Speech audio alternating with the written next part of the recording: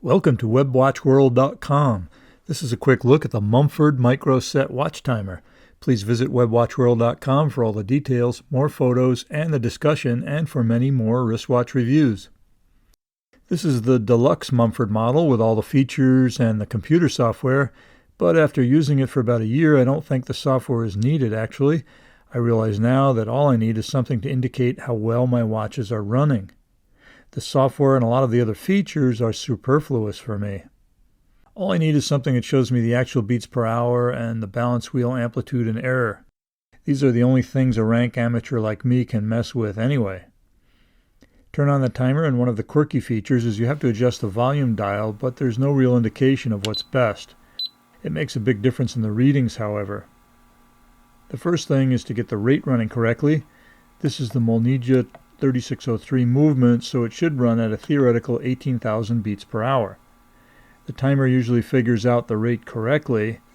Beat rates are fairly standard in watches. I can turn on the sound and some other functions that I don't really use. So you can see this is running at about 18,004 beats per hour, which is pretty close actually. 4 beats per hour over 24 hours is only 96 beats per hour difference in theory. You can see that this has about a 5.5 millisecond beat error, which seems good. I usually try to get it around 0.1 to 0.5 if possible. The software on the screen doesn't show up very well due to the video camera, but the first thing you want to do is set the rate. I've spent a lot of time trying to get the software running correctly, and I finally gave up. It just seems very inconsistent and rarely matches what's showing me on the timer. So I'm not sure if something is wrong with my understanding or the software, or probably both. When I finally ditched the software and just started looking at the beats per hour and error rates on the timer itself, I got much better results much quicker.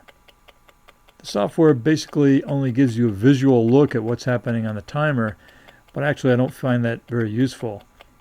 By the way, if you can't get these less expensive watches running better with just a timer, then you probably have more problems related to servicing, lubrication, and other issues that need a good watchmaker's attention.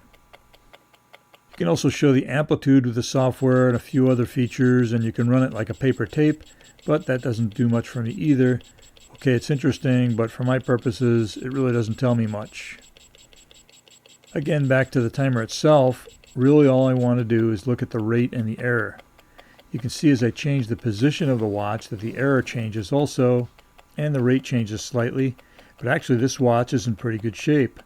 Of course, I timed it previously. You can move the watch to different positions and try to get the best compromise in all the different positions, but understand that this is not cost timing by any means, and getting an inexpensive watch to run perfectly is more luck than science for rookies like me. Unfortunately, you can time this until you get it perfect on the timer, but it may have no relation to the real-world use. Once the watch starts moving on your wrist into all sorts of positions, and you have shocks and vibrations and heat and cold, the rate will change. So timing like this is more theoretical than scientific, and again, you can only get it fairly close and hope for the best. These less expensive watches usually respond pretty well to amateur fiddling, however, but you can only go so far. So that's a quick look at the Mumford Micro Set Timer. For more information, photos, and more details on this and many other wristwatch reviews, please visit webwatchworld.com. Thanks for watching.